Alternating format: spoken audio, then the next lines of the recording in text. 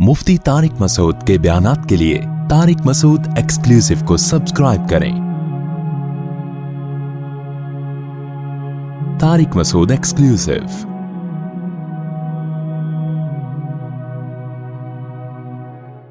तो दीनदारी के लिए लोगों ने खुद से चीज़ों को फ़र्ज कर लिया है, बहुत सारी चीज़ों को, हालांकि उनका दीनदारी से कोई ताल्लुक़ नहीं है।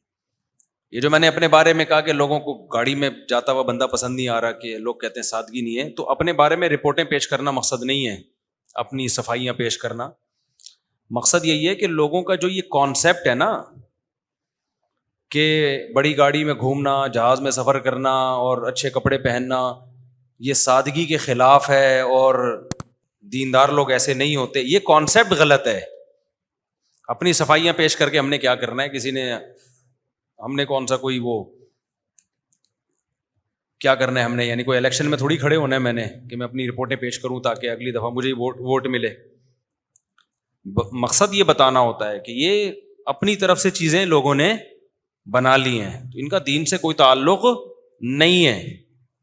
अच्छा, एक अहम बात ये भी है, लोग समझते हैं कि जो बदसूरत है वो नेक नहीं होगा। ये भी एक कॉन्सेप्ट है लोगों के जहन में। अब एक आदमी का बेचारे का रंग भी काला है, उसके चिकन पॉक्स के निशानात पड़े हुए हैं, धब्बे पड़े हुए हैं, लोग कहते हैं मनुष्य शक्ल का है, इसके तो काले करतूत इसके चेहरे से नजर आ रहे हैं। ओ भाई, आपको क्या पता इसके चेहरे से बीमारी है कोई उसको, या उसको कोई मसला है उसके साथ, उसकी वजह से उसके चेहरे की रौनक खत्म हो गई। इसमें कौन सी ऐसी बात है? कोई बीमार होगा, उसके मुंह पे निशानात पड़ गए, धब्बे पड़ गए, तो वो चेहरे पे कहां से रौनक लेकर आएगा? ऐसी कोई क्रीम है कि वो धब्बे दाग मिटा दे उसके? इससे भी बढ़कर ये देखो, हजरत बिलाल से ज्यादा कोई नेक हो सकता है? तो हजरत बिलाल तो खूबसूरत नहीं थे, वो तो हबशी गुलाम थे, मोटे होंठ थे, उनका रंग उनका सिया था। इससे भी बढ़कर ये कि जब कोई मर जाता है ना, तो मरने के बाद भी लोग उसकी शक्ल देख के अंदाजा लगा रहे होते हैं कि जहन्नम में जाएगा या जन्नत में जाएगा।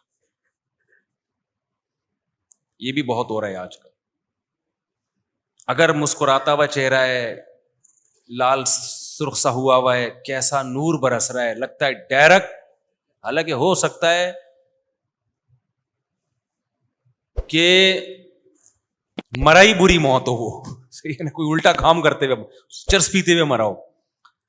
और अगर बेचारे का मुंह आड़ा तिरछा हो गया, टेढ़ा मेढ़ा हो गया, मुंह से खून निकल रहा है, झाग निकल रहा है, बदबू आ रही है, तो लोग कहते हैं चेहरे पे जरा भी रौनक नहीं है। ये बिल्कुल गलत सोच है। बाज़ दफ़ा ये होता है कि आपको हार्ट अटैक हुआ है, आपका जिगर फट गया है, तो मुंह से खून की उल्टी आएंगी, बदबू आएगी। जब उल्टी आएगी तो वो खुशबू लेके थोड़ी आएगी वो। ये सारी चीजें नेचुरल है भाई। नेक लोगों का जिगर भी फट सकता है, हार्ट अटैक हो सकता है, ब्रेन हेमरेज होगा तो नाक से क्या आएगा? खून आएगा।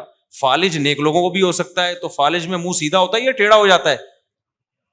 बोलो ना, क्या हो गया? मुंह टेढ़ा हो जाता है। इसमें क्या हो गया? लोग कहते हैं दुनिया में इनको सजा मिल गई है। बड़े बड़े बुजुर्गान दीन है जिनको फालिज हुआ है, तो उनका चेहरा बिगड़ गया उनका। ये नेचुरल है, इसका नेक अमल बुरे अमल से कोई ताल्लुक नहीं है। अच्छा, अच्छी मौत किसे कहते हैं लोग? शरीयत तो कहती है सजदे में मौत आ गई, नमाज पढ़ते हुए मौत आ गई, अच्छी मौत है। गुनाह करते हुए मौत आ गई, बुरी मौत है। लेकिन लोगों के यहां यह है कि लैट्रीन में मर गया तो बुरी मौत है,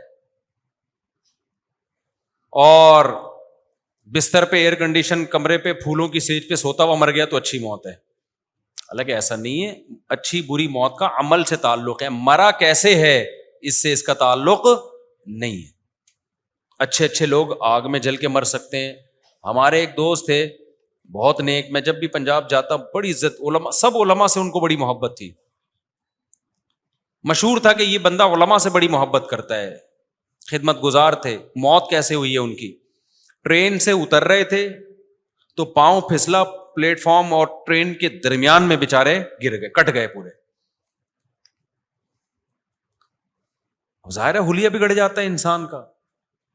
तो लोगों ने बातें करना शुरू कर दी, यार कोई इनसे गुनाह हुआ है जो इतनी बुरी मौत है। मैंने कहा बुरी मौत नहीं है, हादसाती मौत है, और हादसाती मौत को हदीस में शहादत करार दिया गया है। भाई कोई ना कोई तो तरीका होगा मरने का, तो अल्लाह ने किसी को किस तरीके से मारना है, किसी को किस तरीके से मारना है, कोई टेंशन की बात नहीं है। چاہے وہ ٹرین کے نیچے کٹ کے ہو یا جہاز سے ہوا ہو، کوئی فرق نہیں پڑتا اس سے. تو یہ ان کو کہتے ہیں اغلاط العوام، جس کو غلط العوام بھی آج کل کہا جاتا ہے. عوام میں جو غلط فہمیاں پھیلی ہوئی ہیں دینداری اور بے دینی کے بارے میں، تو یہ بالکل غلط ہیں. بعض دفعہ نیک آدمی کو موت کے وقت تکلیف بہت زیادہ ہوتی ہے، برے کو موت کے وقت بعض دفعہ تکلیف بالکل بھی نہیں ہوتی. جسمانی تکلیف کی بات کر رہا ہوں. دیکھو یہ جو قرآن مجید میں آتا ہے والنازعات غرقا، برے آدمی کی روح تکلیف سے نکلتی ہے، نیک آدمی کی روح آسانی سے نکلتی ہے، یہ قرآن میں ہے. لیکن یہ روح نکلنے کا جو بالکل لاسٹ میں جو پروسیس ہوتا ہے نا، اس کا قرآن ذکر کر رہا ہے. روح نکلنے سے پہلے کے جو پروسیس ہیں جو اس باڈی پہ گزر رہے ہوتے ہیں وہ بالکل ڈیفرنٹ ہوتے ہیں. وہ نیک کو زیادہ تکلیف ہو سکتی ہے، برے کو کم تکلیف ہو سکتی ہے. سید الانبیاء محمد صلی اللہ علیہ وسلم سے زیادہ کوئی دنیا میں نیک ہو سکتا ہے؟ ہمارے نبی کا جب وصال کا وقت تھا تو آپ کو بخار کی تکلیف دوسروں سے ڈبل تھی. حدیث میں آتا ہے انما اوعکو کما یوعکو رجلان، ایک عام شخص کو بخار میں جتنی تکلیف ہوتی ہے مجھے اس سے دگنی تکلیف ہو رہی ہے.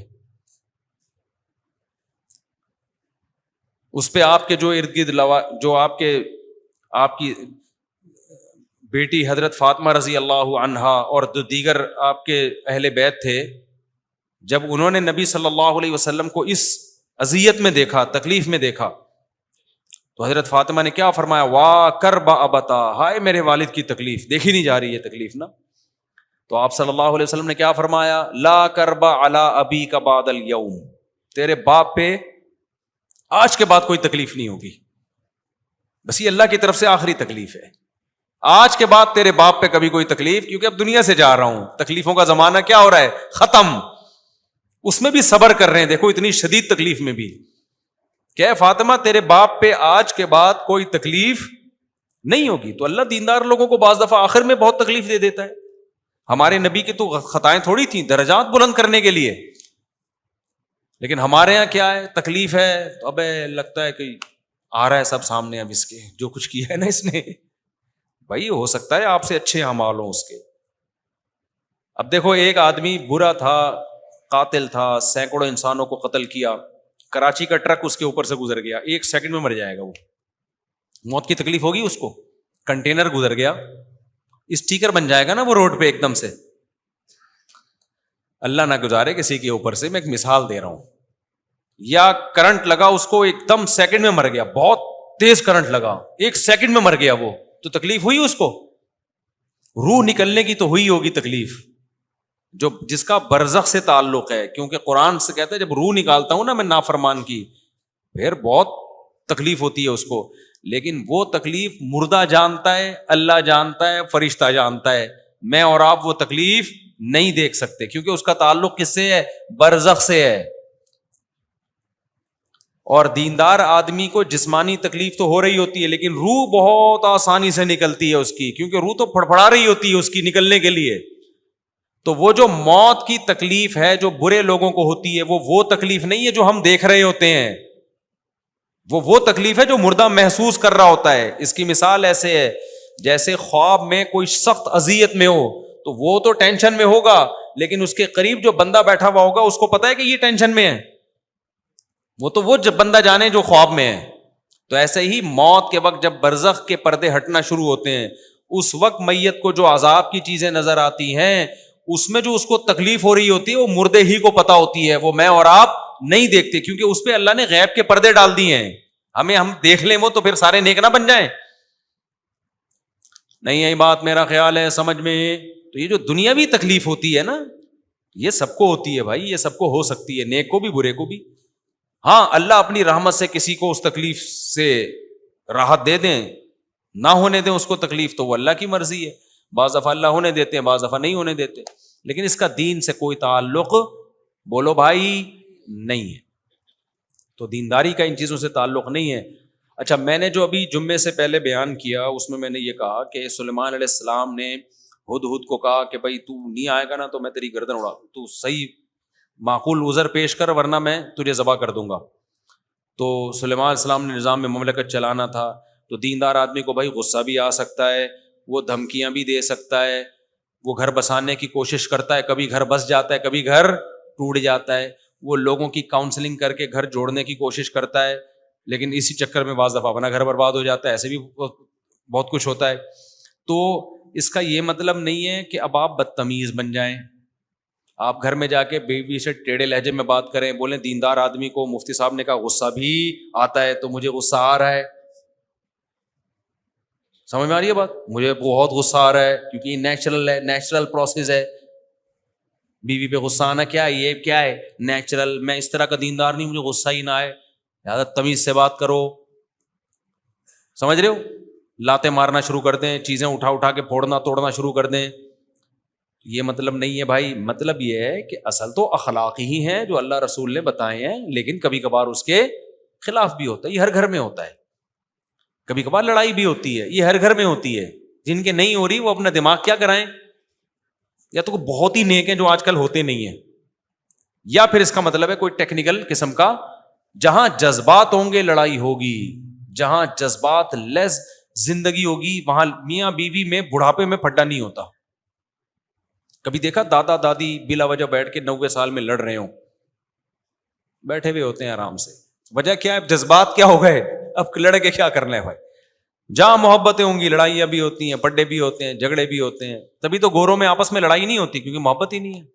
لوگ کہتے ہیں یورپ امریکہ میں بالکل لڑائی نہیں, ایکچولی سب رسپیکٹ دے رہے ہیں ایک دوسرے کی, آئیے تھینک یو, اس طرح کا سیٹ اپ چل رہا ہے. ابے تمہارے بچا کیا ہے تمہارے پاس لڑنے کے لیے؟ میرے سامنے نا گورے کی تعریف کرنے سے پہلے 100 دفعہ سوچا کرو, بلا وجہ نہیں. کچھ ہے ہی نہیں نا. اس کی مثال ایسے جیسے عربوں میں ایک تکبر ہے قوم پرستی کا, یہ نظر آتا ہے. نحن العرب, ہم عرب ہیں. لوگ کہتے ہیں گوروں میں یہ نہیں ہے. گوروں میں قومیں کہاں ہیں؟ سارا سیٹ اپ ہی برباد ہو گیا. کون سے نسب پہ فخر کرے گا؟ کلچر ہی کی ایسی کی تیسی ہو گئی. تو جہاں کلچر ہوتے ہیں وہاں کبھی تکبر ہوتا ہے, کبھی شکر ہوتا ہے.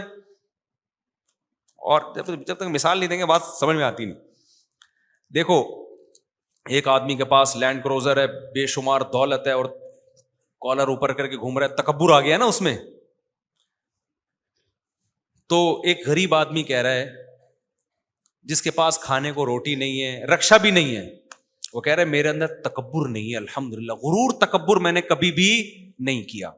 اور اس کو دیکھو, اس کے کالر اوپر کر کے گھوم رہا ہوتا ہے, تکبر ہے. تو لوگ کیا کہیں گے, تیرے پاس تکبر کے لیے ہے کیا؟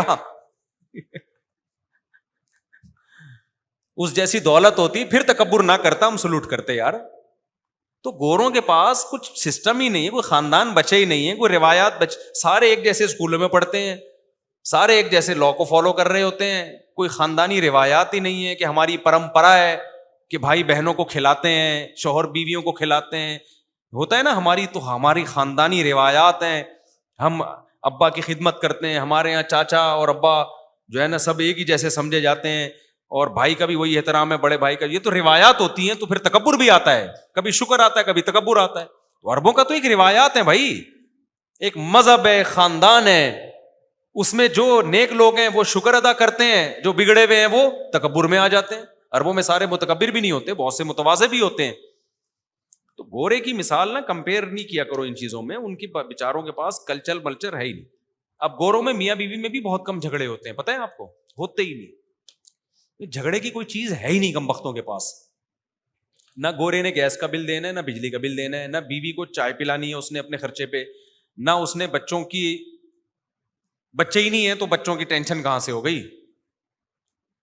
تو گھر میں سکون ہی ہوگا میرے بھائی, کوئی ٹینشن نہیں ہے, کسی قسم کا کوئی ریلیشن ہی نہیں ہے. اچھا لوگ کہتے ہیں جب نہیں ہے ٹینشن تو پھر ہم بھی وہی بھائی لائف کیوں نہیں لے کر آئے, ہم بھی ٹینشن ختم کریں. او بھائی یہ خود بہت بڑی ٹینشن ہے کہ آپ کی محبتیں ہی ختم ہو گئی ہیں جو سکون کا ذریعہ بنتی. محبتیں سکون کا ذریعہ بنتی ہیں, ریلیشن سکون کا ذریعہ بنتا ہے. کچھ اس کے تھوڑے تھوڑے سائڈ افیکٹ بھی ہوتے ہیں. انہوں نے سائڈ افیکٹ ختم کرنے کے چکر میں ریلیشن ہی ختم کر کے, یہ خود ایک بہت بڑی ٹینشن. اس کی مثال ایسے ہے, ایک آدمی کھانا کھاتا ہے, اس کو پھر نیند آتی ہے, کہتا ہے یار فریش نہیں رہتا میرا دماغ کیونکہ میں کھانا کھاتا ہوں نا, اور پھر مجھے بیت الخلا بھی جانا پڑتا ہے, کبھی کبھار قبض بھی ہو جاتا ہے, کھانا ہی چھوڑ دو. تو قبض کی ٹینشن بھی ختم, جو بار بار نیند آ رہی تھی وہ ٹینشن بھی ختم. لیکن یہ کم ٹینشن ہے کھانا نہ کھانا, جو ہر وقت ایک ٹینشن رہے گی, ایک کھانے کی ضرورت رہے گی. 10 ٹینشنوں سے آپ نے اپنے آپ کو بچا کے ایک اتنی بڑی ٹینشن میں ڈال دیا کہ وہ تمام ٹینشنوں پہ حاوی ہے. انگریز کی زندگی ٹینشن فری ہے, لیکن کیوں ٹینشن فری ہے؟ اس لیے کہ ریلیشن اور محبتیں ختم. یہ خود ایک بہت بڑی ٹینشن ہے, کیونکہ انسان کو اللہ نے انڈیویجول نہیں بنایا رہنے کے لیے. انسان ان مخلوقات میں سے ہے جو جتھے اور گروہ بنا کے رہتے ہیں.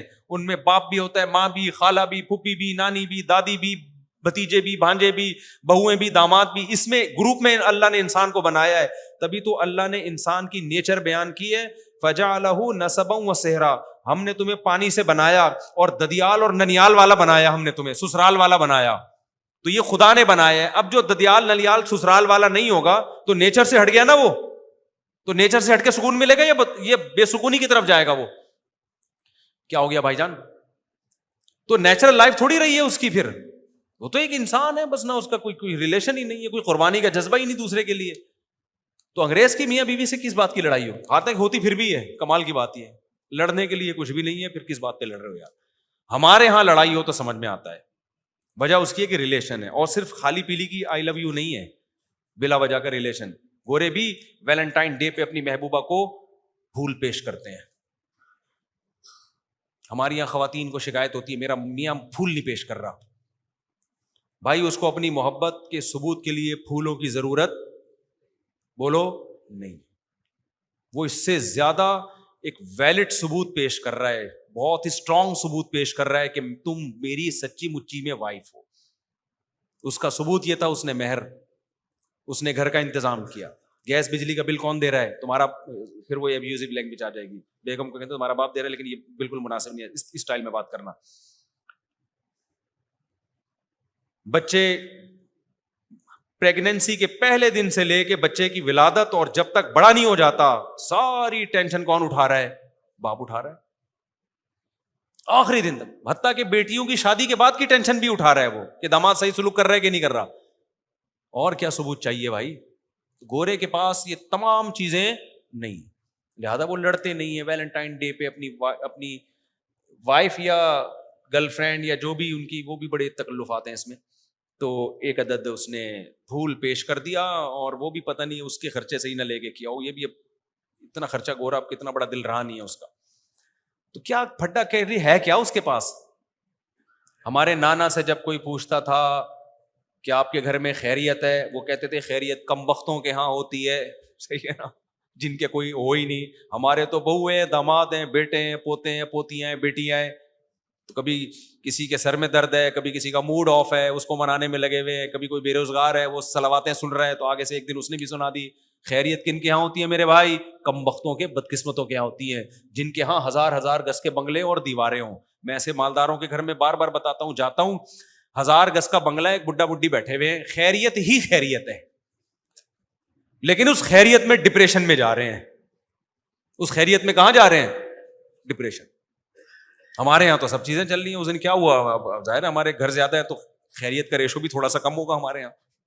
صحیح ہے, کہیں نہ کہیں کچھ نہ کچھ اونچ نیچ ہلکی پھلکی جھڑپیں چلتی رہتی ہے.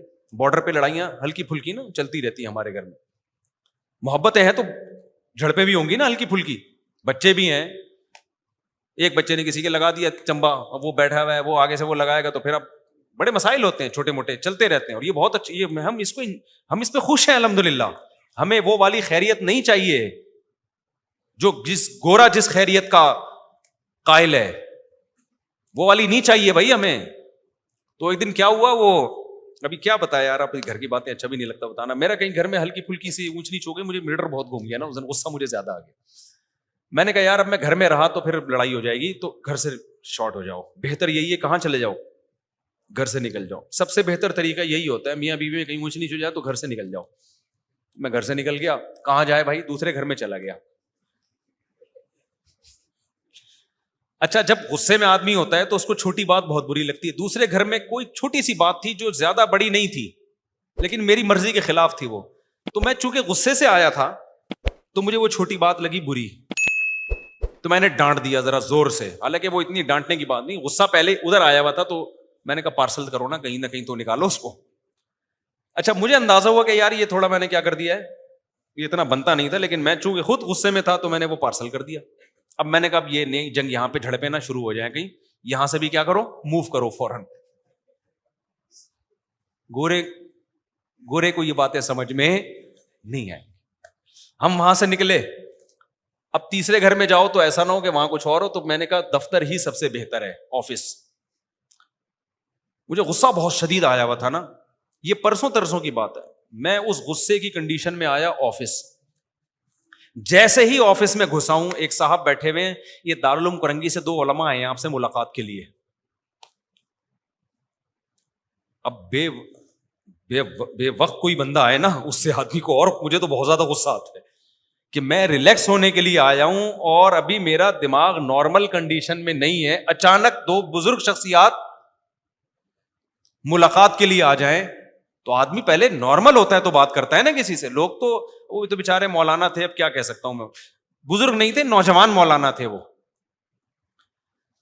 میں نے کہا یار ان کو سناؤ ٹائٹ قسم کی نا, کہ بھائی آپ پہلے ٹائم لے لیتے, آدمی ہر وقت ایک جیسی حالت میں نہیں ہوتا, بے وقت آپ آ کے ٹپک گئے. اب میں جیسے ہی اندر گھسا ہوں تو بندے نے بتایا کہ یہ 2 آئے ہیں آپ سے ملاقات کے لیے. اب میں پھیکی تکلف والی مسکراہٹ, السلام علیکم, آپ سے مل کے دل تو چاہ رہا تھا کہ بالکل بھی خوشی نہیں ہوئی ہے, کیونکہ میں تو آیا ہوں تھوڑا, جتنا بھی غصہ آ رہا ہو نا, اصول یاد رکھو, گھر سے نکل جاؤ, آدھا 1 گھنٹے بعد آدمی نارمل ہو جاتا ہے. غصے کی کنڈیشن میں وہاں رہنا بہت خطرناک ہے. یہ میرا تجربہ ہے, ہمارے سے زیادہ کس کا تجربہ ہوگا, آپ کا ایک کا تجربہ ہوگا, ہم نے تو بہت سارے تجربے ہیں ہمارے پاس, ہول سیل کے حساب سے تجربے ہیں. میں تو تجربہ سینٹر کھولنا چاہ رہا ہوں اب. حقیقت ہے اس کا اصول یہ ہے کہ غصے میں, کیونکہ آدمی جتنا بھی نیک ہو, ہم تو کوئی بہت نیک بھی نہیں ہے, بہت نیک تو دور کی بات, ہم تو کوشش کر رہے ہیں نیک بننے کی, تو ہم جیسوں کو تو بھائی سیدھی سی بات ہے, آدمی ڈر جاتا ہے, اپنے اوپر کبھی اعتماد نہیں کرنا چاہیے, غصے میں کبھی صحیح فیصلے ہوتے ہیں انسان سے. تو میرا تو اصول ہے, زیادہ آ رہا ہے گھر سے نکلو بھائی, جاؤ باہر جا کے بیٹھو, تو ریلیکس ہو جاتا ہے, پھر اس کے بعد نارمل کنڈیشن میں آتا ہے. اور یہ ہر شخص پر ہوتی ہے, کوئی ایسا نیک دنیا میں نہیں ہے کہ جی وہ غصہ ہی نہ آتا ہو, بالکل ریلیکس ہی رہتا ہو, ایسا کچھ نہیں ہوتا. اگر کوئی ایسا بول رہا ہے تو پاگل ہے, وہ نیک نہیں ہے. تو میں نے کیا کیا, میں جب دفتر میں آیا ہوں تو 2 بیٹھے ہوئے, پگڑی بھی باندھی ہوئی, داڑھی بھی ان کی, آپ سے ملاقات کے سلسلے میں حاضر ہوئے ہیں.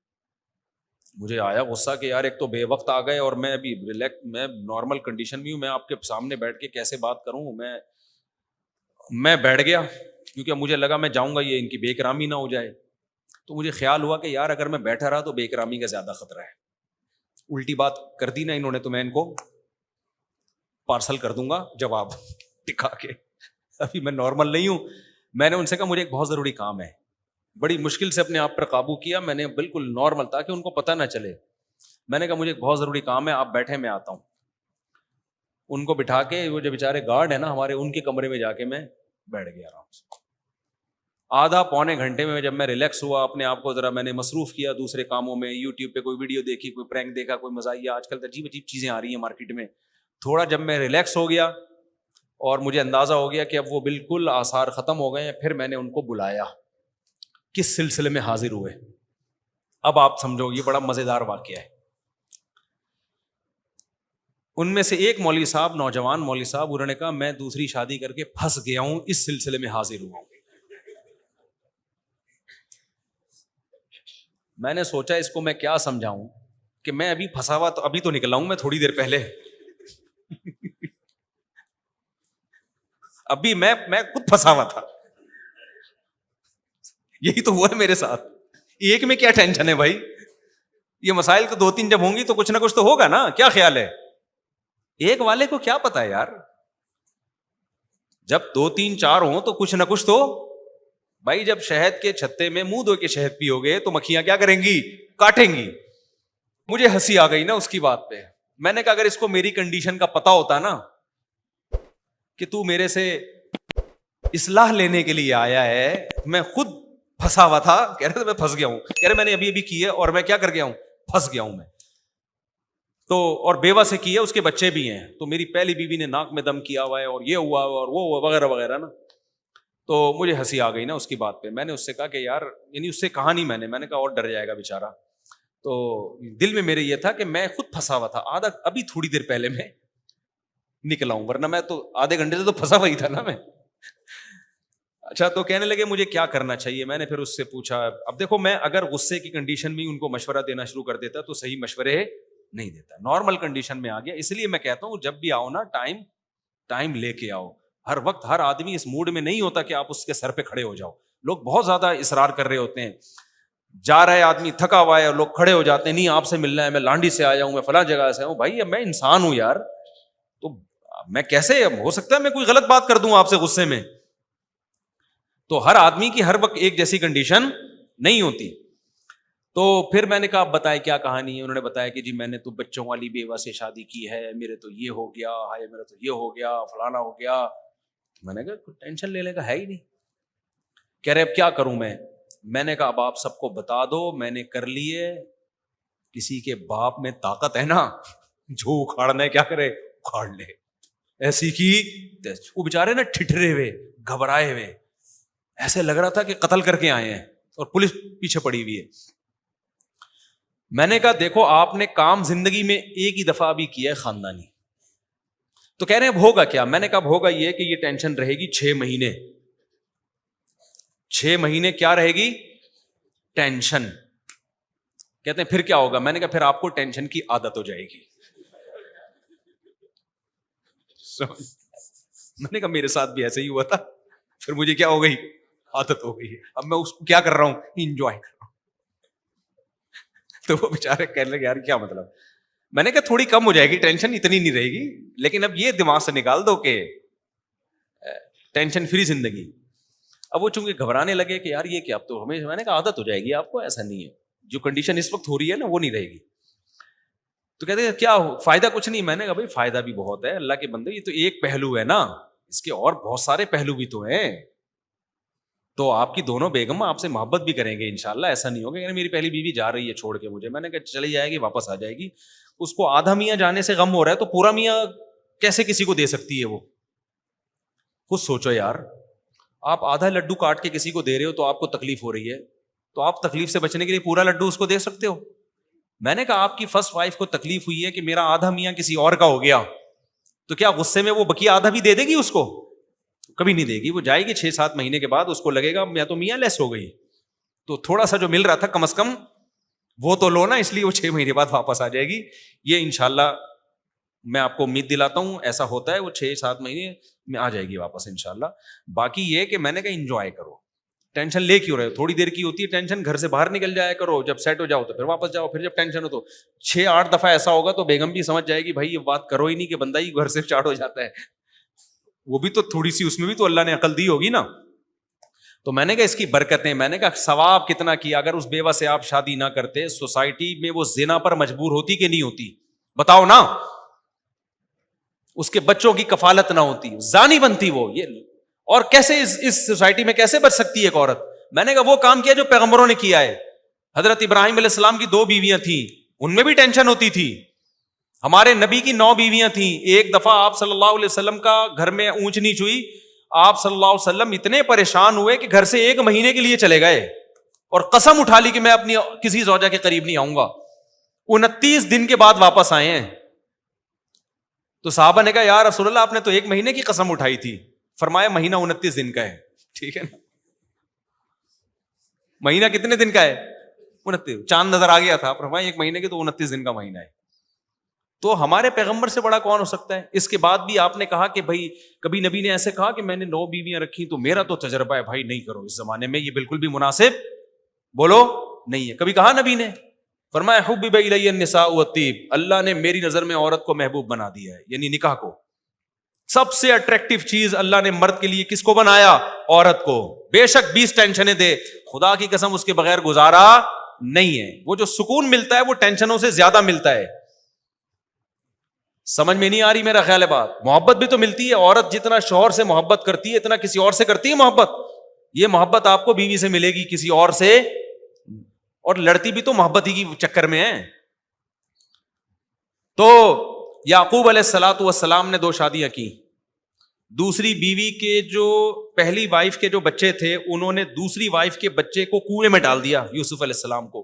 کیسے خطرناک سائیڈ افیکٹ سامنے آئے نا دوسری شادی کے. کیا ہو گیا بھائی آپ لوگوں کو؟ یعقوب علیہ السلام کی جو پہلی وائف کے بچے تھے انہوں نے دوسری وائف کے بیٹے کو سوتیلے بھائی کو اٹھا کے کہاں ڈال دیا؟ کنویں میں. کس قدر خطرناک سائیڈ افیکٹ سامنے آئے نا دوسری شادی کا. تو کبھی ملتا ہے میں یعقوب علیہ السلام نے اپنے بچوں کو کہا ہو کہ بھائی میرا تو تجربہ بہت خطرناک رہا, تم لوگ یہ کام نہ کرنا, سوتیلے بھائی ہوتے ہیں ان میں جیلیسی میں پتہ نہیں کیا کیا ہو جاتا ہے. نہ یعقوب علیہ السلام نے اس کے بعد بھی ایک اور نکاح کیا ہے. جب یوسف علیہ السلام گم گئے تھے تو پھر بھی ایک نکاح کیا, اور آگے ان کی اولاد میں موسیٰ علیہ السلام پیدا ہوئے, انہوں نے 4 شادیاں کی. انہوں نے یہ نہیں کہا کہ میرے دادا یعقوب علیہ السلام نے 2 کی تھی, اس کے کتنے سائیڈ افیکٹ سامنے آئے تھے تو میں تو اب ایک ہی کروں گا. انہوں نے بھی 4 کی. تو یہ تمام سائیڈ افیکٹس کے ساتھ ہی یہ عمل کیا ہے؟ سنت. اسی میں اللہ نے برکت رکھی ہے, ان تمام ٹینشنوں کے ساتھ. اور یہ چھوٹی ٹینشنیں ہیں, یہ آپ کو بڑی ٹینشنوں سے بچاتی ہیں. نہیں آئی بات سمجھ میں تو کر کے دیکھ لو, اور تو دیکھو پھر آپ کو لگے گا کہ یار اس میں فائدے زیادہ ہیں, ورنہ وہی خیریت ہے. پھر دیکھو بالکل ٹینشن فری تو ایک بھی نہ کرو پھر شادی, وہ پھر گورے والی لائف ہے. تو کوئی جھگڑا نہیں ہوتا ان کا, کوئی پھڈا نہیں ہوتا, لیکن لٹکتے ہیں بےچارے ڈپریشن میں جا کے. آخر میں خودکشیوں کے ریشو بہت ہیں زندگیوں میں, کسی کو کسی پہ وہاں اعتماد نہیں ہے. اب جو لبرل طبقہ ہمارا وجود میں آ رہا ہے نا, شادی کر کے بھی بیوی پہ اعتماد نہیں ہوتا, پتہ نہیں کہاں کہاں چکر چل رہا ہے. عورت کو شوہر پہ اعتماد نہیں ہوتا, پتہ نہیں کہاں کہاں چکر چل رہا ہے اس کا. تو میں نے وہ جو بیچارے نے بیوہ سے کی ہے نا, میں ان کو بڑی حوصلہ دلایا. میں نے کہا آپ نے جنت کما لی بھائی اپنے لیے, باقی یہ موسٹ وانٹیڈ لکھ دو اپنی بائک کے پیچھے. کیونکہ جو آپ کو لوگ جب ٹینشن دیں اور آپ ٹینشن لینا شروع کر دو نا تو لوگ اور زیادہ دیتے ہیں. تو میں نے کہا ہمیشہ ٹینشن دینا سیکھو, لینا مت سیکھو. ان کو میں نے ایسے حوصلہ دلایا. کہنے کیسے؟ میں نے کہا آپ نے جب کی ہے لوگ آپ کو برا بلا کہہ رہے ہیں, ہائے چھوٹے چھوٹے بچے پہلی کے ان پہ ترس نہیں آیا, اور ہائے ہائے یہ ہے نا, ہائے ہائے یہ ہائے ہائے بہت کر رہے ہوتے ہیں. تو میں نے کہا گریبان کھولو اور آپ بولو کہ میں بندہ ہی ٹھیک نہیں ہوں. کیونکہ لوگ آپ کو برا کہیں گے, آپ جاؤ گے ڈپریشن میں کہ میں برا ہو گیا, میں اتنا برا آدمی ہوں. تو آپ بولو بھائی میں نے کب کہا کہ میں نیک آدمی ہوں, میں تو بہت ہی برا آدمی ہوں. لوگ آپ کو کہیں گے ٹھرکی, کیا کہیں گے؟ ٹھرکی. آپ بولو بھائی ہم تو ٹھرکی ہیں, ہم تو برے ہیں. ہمارے ایک دوست تھے اس کلاس فیلو, تو وہ سید تھے. اچھا ایک اور کلاس فیلو تھے, وہ زبیری, حضرت زبیر بن عوام کی اولاد میں تھے. ایک اور تھا وہ بھی سید تھا, لڑکا. اب لڑکے آپ کو پتا ہے کہ وہ نہیں نسب وسب کو مانتے. کلاس فیلوز جو ہیں وہ تو مذاق اڑاتے ہیں نا. تو جو کہتا تھا میں زبیر ابن عوام رضی اللہ عنہ کی اولاد میں, وہ لڑکے نے ابے تو کسی چمار کی اولاد میں ہے, تو زبیر ابن عوام تو بڑے صحابی تھے, یہ بکواس کر رہا ہے. وہ ڈپریشن میں جاتا, اوئے ہمارا بڑا اونچا خاندان ہے بھائی. دوسرا کہتا ہے میں سید ہوں. ابے تو کہاں کا سید آ گیا, پتہ نہیں عیدی سینٹر سے ملا ہے, کہاں سے ملا ہے, اور اپنے آپ کو پیغمبر کی طرف منسوب کر دیا. وہ جاتا تھا کس میں؟ ڈپریشن میں. تیسرا بڑا ٹائٹ تھا, وہ میں نہیں تھا, پہلے میں یہ بتا دوں, کیونکہ میں تو سید نہیں ہوں بھائی. وہ بھی سید تھا. اس کو جب وہ کہتا نا میں سید ہوں, تو وہ کہتا ہے ابے تو کہاں سے سید؟ کہہ رہے نہیں ہم تو کچھ بھی نہیں ہے بھائی, ہم تو بہت ہی برے لوگ ہیں,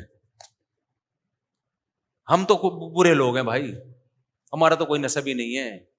تو وہ ایسی باتیں کرتا تھا کہ اس کو کوئی چھیڑتا نہیں تھا, پھر کہ یہ چھیڑ ہی نہیں رہا, جب اس کو چھیڑو تو یہ چھیڑ ہی نہیں رہا. تو جب لوگ آپ کو ٹینشن دیا کریں نا کہ تم 2 نمبر ہو, تم یہ ہو, آپ بولیں بھائی ہم 2 نمبر ہیں, ہم نے کب دعویٰ کیا مجھ سے؟ ہم ٹھرکی ہیں. ہم کیا ہیں؟ میں نے جب دوسری شادی کی نا تو بہت لوگوں نے کہا ٹھرکی ہے. میں نے کہا میں اتنا ٹھرکی ہوں کہ تیسری بھی کروں گا, میں تو بہت ہی برا آدمی. تو لوگوں کے تانوں میں آ کے اگر آپ گھبرانا شروع کر دیا نا تو لوگ کچا چبا کے مار دیں گے. آپ کو بتا دوں میں, ایسا عزت پھر بھی نہیں دیں گے, یہ بتا دوں میں, عزت پھر بھی نہیں ملے گی آپ کو. تو جو آپ کو سمجھ میں آ رہا ہے کرتے چلے جاؤ, لوگوں کی پرواہ مت کرو. لوگ کہتے ہیں چور ہے, فلانا ہے, ڈمکانا ہے. جب میرے پر تو کیا کیا الزامات نہیں لگے. بعض لوگوں نے یہ کہا تو بڑا ظالم ہے, گھر میں بڑا ظالم ہے, چنگیز خان ہے. تو میں نے کہا بھائی یہ بات میرے گھر والے کریں نا, تو کون ہوتا ہے؟ میں چنگیز نہیں, میں ہلاکو خان ہوں. میں جب گھر میں جاتا ہوں سارے بے ہوش ہو جاتے ہیں. میں چاقو لے کے گھر میں داخل ہوتا ہوں, بندوق لے کے, بم لے کے, گریڈ ہوتا ہے میرے ہاتھ میں. ایسا بدتمیز آدمی ہوں میں. تیرا کیا لینا دینا. ایک چھوٹا سا واقعہ بس آخری, پھر یہ ٹاپک کمپلیٹ.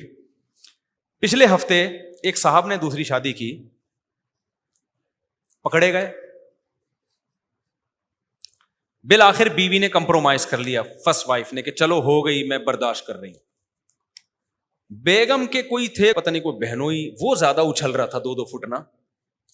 اب جب بیگم نے کمپرومائز کر لیا ہے, فرسٹ وائف نے مان لیا ہے, تو وائف کا بہنوئی اس کا کوئی حق بنتا ہے بھائی, بتاؤ نا. بیگم نے کمپرومائز کر لیا, چلو بھائی کر لیے, مجھے تکلیف تو ہوئی ہے لیکن اب چلو بس ٹھیک ہے, زندگی گزارتے ہیں. بیگم کو کا ریئیکشن سمجھ میں آتا ہے, اس کو تو میں کہتا ہوں برداشت کرو, بیچاری کو تکلیف ہوئی ہے, اس سے بدماشی سے بات مت کرو. آپ نے جب دوسری کی نا اور بیگم رو رہی ہے تکلیف, تو پھر بدماشی نہ دکھاؤ, دیکھتا ہوں میں تیسری بھی کر کے دکھاؤں گا, یہ بے موقع ہے. یہ بدماشی کیا ہے, اس کا زخم صحیح زخم ہے. عورت کو شوہر سے محبت ہوتی ہے بھائی, وہ محبت ڈیوائڈ ہوتے ہوئے بہت مشکل ہوتا ہے اس کے لیے برداشت کرنا. تو اس کو بدماشی نہ دکھاؤ کہ میں تو ایک اور کروں گا, نہیں, یہ بے موقع بات ہے. اس کو بتاؤ بیگم کیا کروں, میں مفتی صاحب کے بیان میں بیٹھتا تھا, ہو گئی غلطی ہو گئی. اس کو تو یہ بتاؤ مجھے تم سے بہت محبت ہے, اور ہونی بھی چاہیے. اس کو ٹائم بھی زیادہ دو شروع میں, اس کے زخم پہ جو ہے نا مرہم کی ضرورت ہے. اس کو بدماشی سے نہیں, اس کو محبت دو, عزت دو, پہلے سے زیادہ پروٹوکول دو. کوئی پڑوسی آ رہا ہے لڑنے کے لیے, اس سے بدماشی دکھاؤ کہ تیرا کیا میں تو بدماشی سسرال میں نہیں دکھا رہا تھا, میں بدماشی اڑوس پڑوس میں دکھا رہا تھا جن کو تکلیف ہو رہی تھی دوسری شادی پہ. تو اب کیا ہوا کہ وہ مجھے اپنی پوری کہانی نا انہوں نے سنائی. یہ 1.5-2 ہفتے پرانی بات ہے. کہنے لگے کہ میں جو ہے میں برداشت کرتا رہا, بیگم تو میری مان گئی, اس کو میں نے محبت سے سمجھایا, لیکن وہ آئے تو وہ انکل تھے, وہ انکل بھی یعنی وہ جوانی انکل تھے, وہ تو وہ یہ کہ وہ بہت زیادہ کر رہے تھے, بہت زیادہ. جب انہوں نے وہاں تو مجھ سے ایک بہت بڑی غلطی ہو گئی. کہہ رہے میں نے غصے میں ان کے تھپڑ لگا دیا کھینچ کے. حضرت میرا بالکل ارادہ نہیں تھا تھپڑ مارنے کا, اور بس میں کیا کروں. اور پھر ایسے آنکھوں میں نمی, اس کے 1 گھنٹے کی کتھا سنائی ہے اس بندے نے, اور وہ تھپڑ کو فوکس کیا ہوا تھا اس نے کہ حضرت وہ میں نے بہت مجھ سے غلطی ہوئی, وہ میں نے ایک تھپڑ, میرا ارادہ نہیں تھا.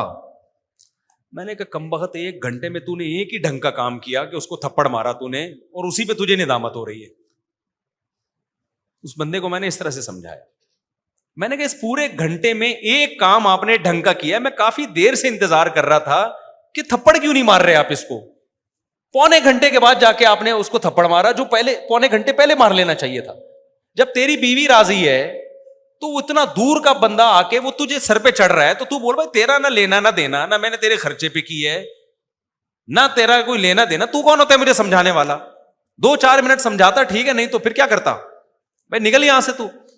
میں نے کہا اس پورے 1 گھنٹے میں آپ نے ایک ہی تمیز کا کام کیا ہے, جو تھپڑ والا, اور اسی پہ آپ کو کیا ہو رہی ہے, ندامت. تو یہ آپ کا کام نہیں ہے. یہ 2 شادیوں کے لیے ضروری ہے پہلے سے تھپڑ تیار کر کے رکھو. تھپڑ سے میری مراد ضروری نہیں تھپڑ ہو, یعنی ڈائلاگ آپ کے پاس ہونے چاہیے. وہ ڈائلاگ یہ ہونے چاہیے بھائی کی ہے اپنے خرچے پہ. لوگ کہیں گے ٹھرکی ہے, بولے ہاں ہے ٹھرکی, آپ کو کیا تکلیف ہے, اپنے خرچے پہ ٹھرکی ہے نا, ہم آپ کے خرچے پہ تھوڑی ٹھرکی ہے. تو یہ بدماشی والا جب تک آپ کا اسٹائل نہیں ہوگا, آپ میں کانفیڈنس پیدا نہیں ہوگا, اور قوم آپ کو دبا دبا کے سسرال بھی دبا دے گا. سسرال بھی ایک حد تک برداشت کرنا چاہیے, ذہن میں رکھو. ایک حد کے بعد جا کے پھر سسرال کو بولو بھائی آپ کس میں رہو, اپنی لمٹ میں رہو. اگر اپنا کماتے ہو, اپنا کھاتے ہو, اپنا کھلاتے ہو, تو سسرال بھی. تو یہ میں اخلاق کی بات کر رہا تھا. اب ظاہر ہے جس کا یہ اسٹائل ہوگا تو لوگ بولیں گے یہ دیکھو دینداروں کے اخلاق. تو بھائی ہر جگہ سلیمان علیہ السلام کا ہدہد سے بات کرنے کا اسٹائل کچھ اور تھا, ملکہ سبا سے بات کرنے کا اسٹائل کچھ اور تھا. شروع میں تو سلیمان علیہ السلام نے ملکہ سبا کو بھی دھمکی دی تھی, لیکن جب پتا چل گیا فرما بردار بن کے آ رہی ہے, تو پھر بڑے اچھے اخلاق سے ملکہ سبا سے بات کی ہے. ہمارے صوفی لوگ ہوتے تو وہاں بھی اعتراض کرتے کہ نامحرم سے بات کر رہے ہیں. کیا کر رہے ہیں سلیمان علیہ السلام, نامحرم کو بلایا انہوں نے اپنے محل میں. تو عجیب سے دینداری کے ہمارے ہاں معیار بن چکے ہیں, اس کو بہت زیادہ اصلاح کی ضرورت ہے. ابھی بھائی سلیمان علیہ السلام نے اس نامحرم کو بلایا. اچھا یہ بھی اشکال ہوتا, دیکھو جب سلیمان علیہ السلام نے کہا نا کہ اس محل میں داخل ہو جاؤ, تو ملکہ سبا نے اپنی پنڈلیاں کھولی. اس کو یہ تھا کہ یہ پانی ہے. تو ہمارے یہاں کے جو فنڈامنٹلسٹ قسم کے دیندار ہیں وہ وہاں بھی اعتراض کرتے کہ ملکہ سبا اپنی پنڈلیاں کھول رہی ہے, تو سلیمان علیہ السلام اس کو جیل کیوں نہیں بھجوایا کہ ایک نامحرم کے سامنے اپنی پنڈلیاں کھولی انہوں نے. بھائی بات یہ ہے کہ یہ موقع نہیں ہے ان چیزوں کا. آج کل کیا کرتے ہیں, نامحرم کے سامنے پنڈلی عورت نہیں کھول سکتی، لیکن ہر جگہ نہی عن المنکر کا موقع نہیں ہوتا. کون سی چیز بے موقع ہے، کون سی با موقع ہے، یہ جب تک آپ نہیں دیکھیں گے اس وقت تک تبلیغ آپ کے لیے جائز نہیں ہے. آج بعض دفعہ علماء کسی خاتون کو انٹرویو دے رہے ہوتے ہیں، لوگ اس پہ بڑا اعتراض کر رہے ہوتے ہیں، نامحرم کے سامنے بیٹھے ہوئے ہیں. بھائی نامحرم کے سامنے بند کمرے میں جمع ہونا حرام ہے، نامحرم کے سامنے اوپنلی اگر کوئی بیٹھا ہے اور کسی مسلک سے بیٹھا ہے تو پردہ تو عورت پہ فرض ہے، مرد پہ تھوڑی فرض ہے پردہ. تو اس میں بھی لوگ بڑا اشکال کرتے ہیں. تو یہ سب چیزیں دین کے علم کی کمی کی وجہ سے. خیر بات بہت زیادہ لمبی ہو گئی، تو وہ خیریت کا ذہن میں رکھیں کہ گوروں کے ہاں جو خیریت ہوتی ہے نا، اس خیریت سے آپ بالکل بھی متاثر نہیں. دیکھو میں اس دن کتنی ٹینشن میں تھا، اگر میری شادیاں نہ ہوتی تو وہ ٹینشن نہیں ہوتی. لیکن میں آپ کو بتاؤں شادیاں نہ ہوتی تو یہ خوشی بھی نہ ہوتی جو آپ کو نظر آ رہی ہے. وہ ٹینشن کم ہے جو کبھی کبھار ہوتی ہے، جو انسان کو خاندان سے، جس کو ہندی میں پریوار کہتے ہیں، اولاد ملتی ہے، بیگمات ملتی ہیں، سسرالز ملتے ہیں، اور آپ کو ایک پورا ریلیشن ملتا ہے. یہ خوشیاں ان چند سائیڈ افیکٹ پہ بھاری نہیں بلکہ بہت زیادہ بھاری ہیں. اس لیے اسلام کے حکم کو فالو کرو. چھوٹی موٹی ٹینشنیں ہر گھر میں ہوتی ہیں، وہ چلتی رہیں گی ہمیشہ. سمجھتے ہو کہ نہیں سمجھتے ہو؟